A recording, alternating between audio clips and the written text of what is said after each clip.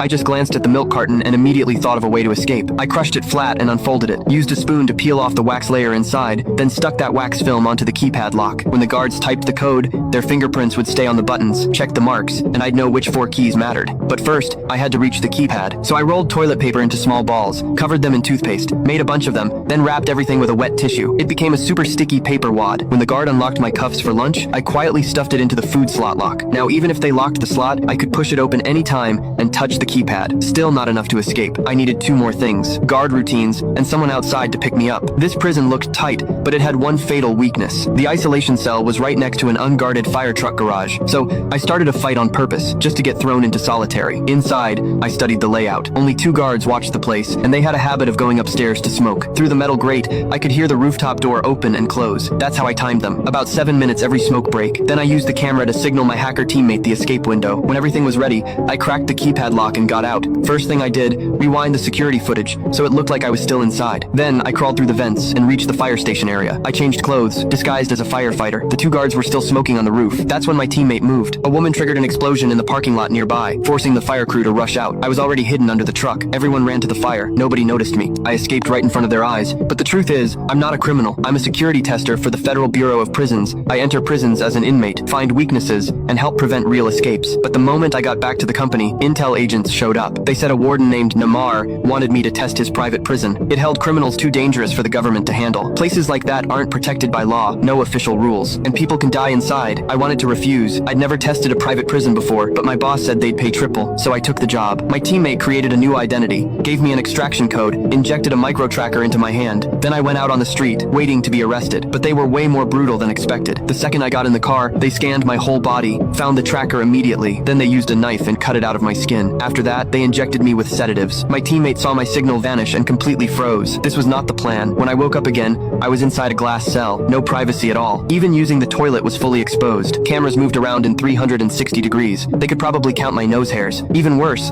the cells were suspended in the air. Digging a tunnel was impossible. Security was multiple times stronger than normal prisons. I couldn't take it anymore. This place was nothing like the briefing. So when I finally met the warden, I immediately said the extraction code, demanded to be sent out. But he looked at me and said he had no idea what that code meant.